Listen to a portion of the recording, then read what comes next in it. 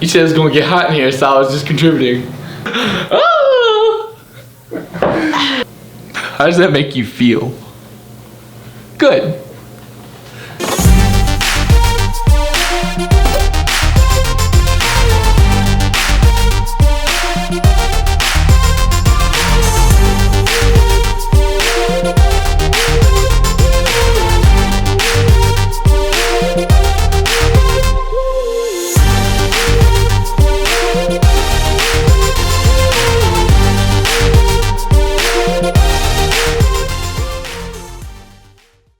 Please state your name, age, and location.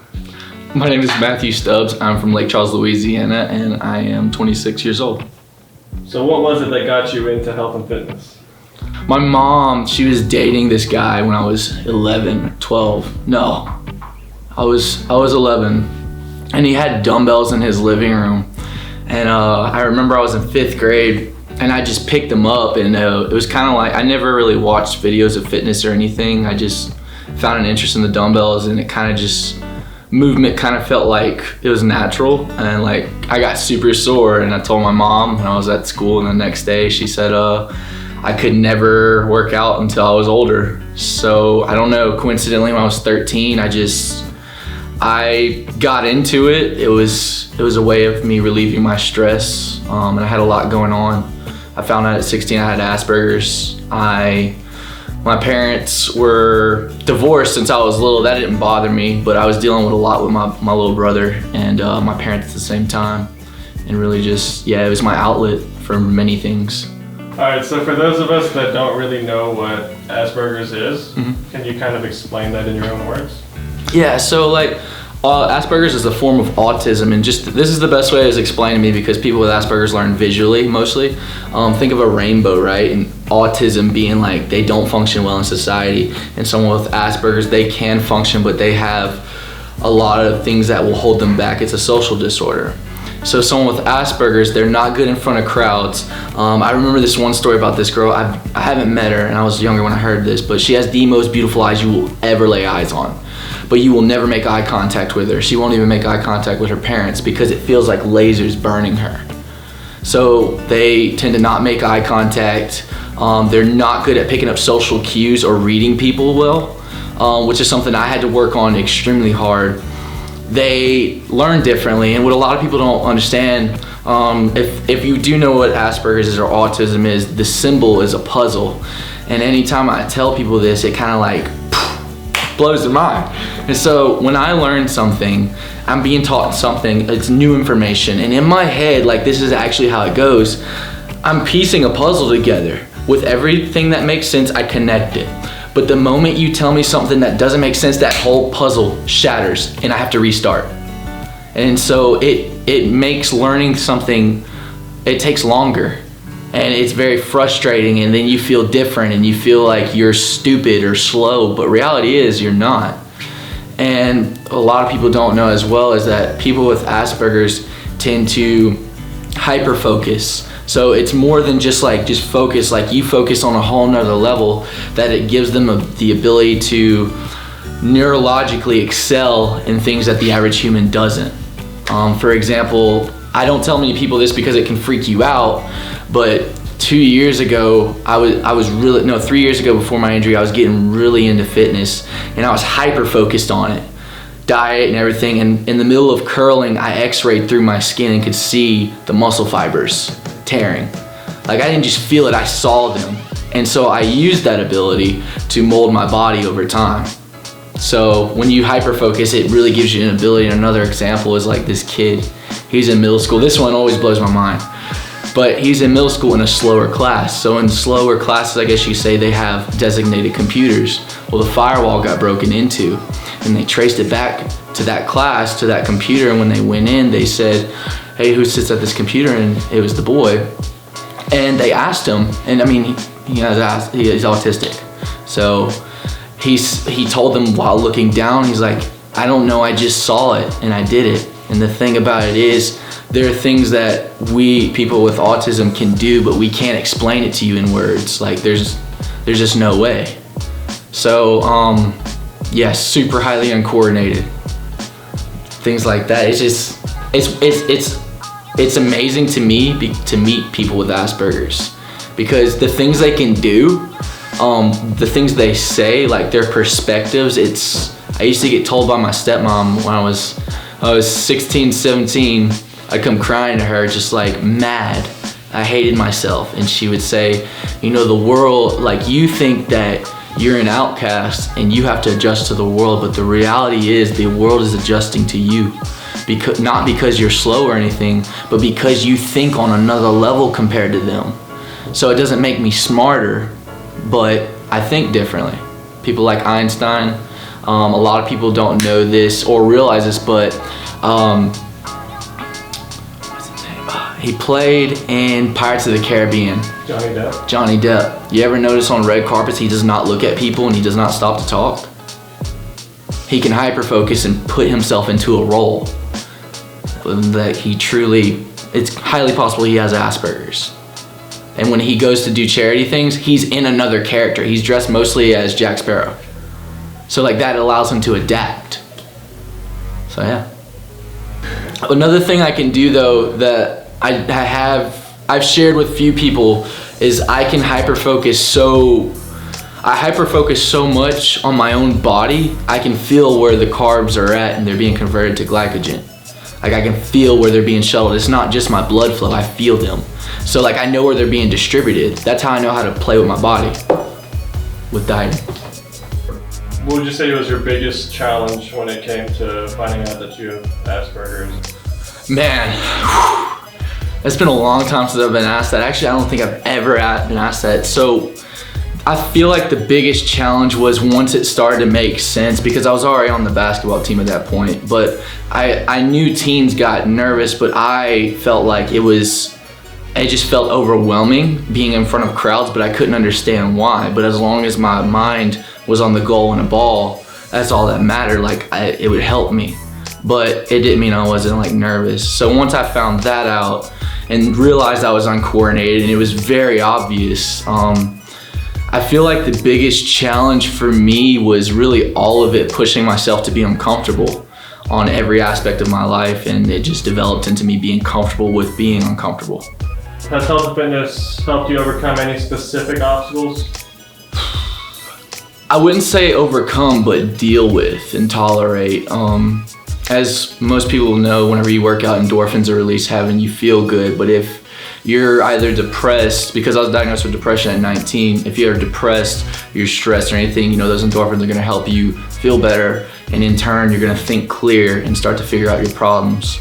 So to technically answer that question, yes, it's helped me overcome a lot of things. What's something that you wish people knew about you? What I say is what I mean. You know, I hear a lot of people, and I say this probably almost daily, but people come up to you and say they're blunt, they're straightforward, but like there's some sugarcoating involved. But when I speak from my mind and heart. You know, I've always grown up, when I grew up, my dad would always tell people like he has no filter, but the older I got, the better I got at presenting what I wanted to say. And so it's out there. So I feel like just know that I'm being real with you. That's it. Have you found it challenging to kind of maintain that while you're in sort of more professional settings, like say like an interview or something like that? Honestly, no.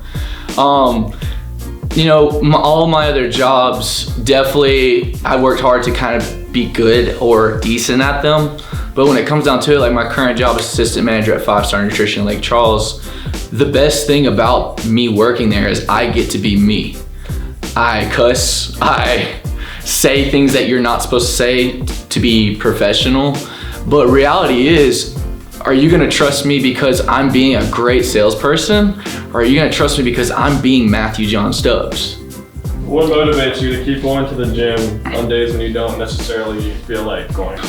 Used to, it would be, you know, I have to do this, but now, given my position in my community, on days where I don't, you know, I have dedication tatted on my back, and the reason being is I'm all in nothing or in life, everything. Workout, my jobs, helping people on any aspect. all or nothing. If you're not gonna do it all the way, like, don't do it. So what pushes me is knowing I have a lot of eyes on me that look up to me, that are inspired by me. And although that's not my reason for breathing, it just happens along the way. So I keep going because I need to show people not to give up in life. Also, when I was in construction, I was 21 years old, and there was this foreman I had, and he said, yeah, I used to do the whole workout stuff for like 2 years, and that shit gets old. And I remember thinking in my head, I'm never gonna let that man be right, because just because he got tired of something doesn't mean I should give up or quit. What advice would you give to someone who's contemplating starting their fitness journey? I would love to say do your research, but here's the thing about that. It's overwhelming. There's a lot of information out there, a lot of facts and opinions. But when it comes down to it, do not be afraid to ask questions to people. When I started, I just hopped into the gym. I've been doing this for 8 years. I work out on my own for, majority of my workouts, everything is alone. I prefer it that way. But definitely just don't be afraid to ask people questions and start learning about your own body. What's something that you wish someone told you in the beginning of your fitness journey? Honestly, nothing.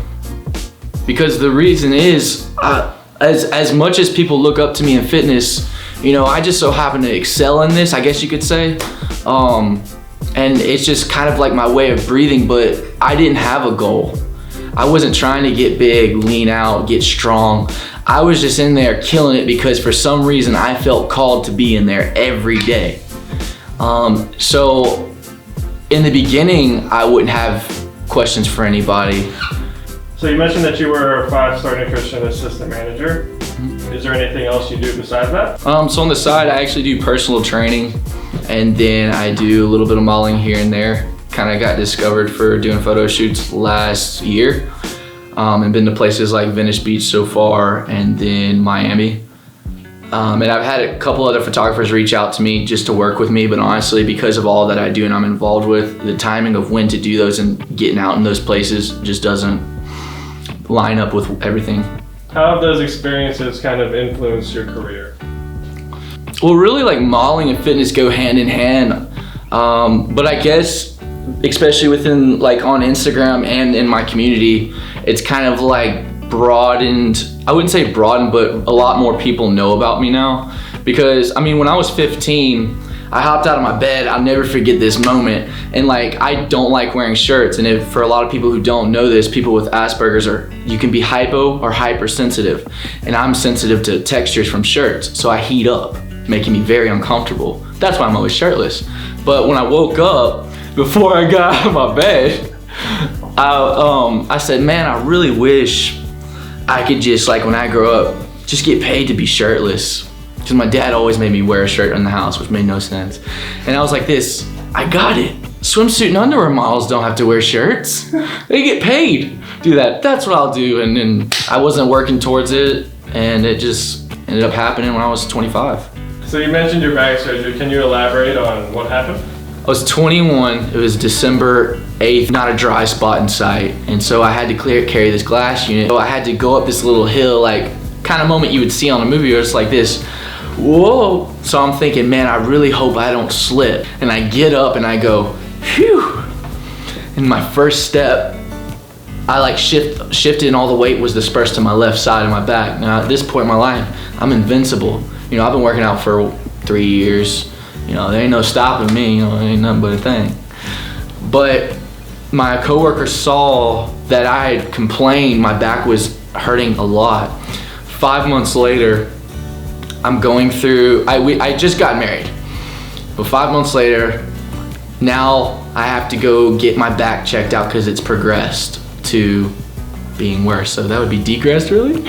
Whatever. And then they said, yeah, you have a herniated disc. I was like, okay. So I go back to work. They're like, oh, herniated disc, I got about 5 of them. And I said, that can't be what this is then, because I can't tolerate this pain.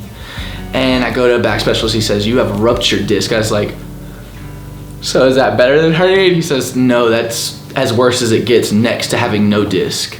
So I had surgery a month later, while going through a divorce, all at once. And they pretty much just shaved the disc down. So at 22, I needed back surgery. And then a year and a half later, I was completely fine after surgery. Like, it's as if nothing happened. And a year and a half later, I came down too far on a decline leg press machine, super lightweight too. And the incision in my lower back strained, so slightly tore on the inside. And I started putting on more weight because I figured out dieting at that point. I was 7.2% body fat at 191, and within 6 weeks, I was 196 at 8.3% body fat. But my lower back it wasn't healing because I was adding more weight, so it was trying to keep up. And I strained my rhomboids that 6 weeks later, and my whole spine locked up completely for 3 days, and I couldn't walk. And I've been rehabilitating my back for the past 2 years now, so yeah, ever since. And it's an ongoing process because I've had bad posture, I was taught bad technique for squatting in high school, and getting injured that way, especially a second time, that's almost as worse as the first. Really, you have to learn, and I've always been a patient person, but you have to learn the ultimate patience. You have to learn to want to learn other things to prevent things like that, because then you can help others from letting that happen to them. Because I see stuff that I used to do all the time in the gym.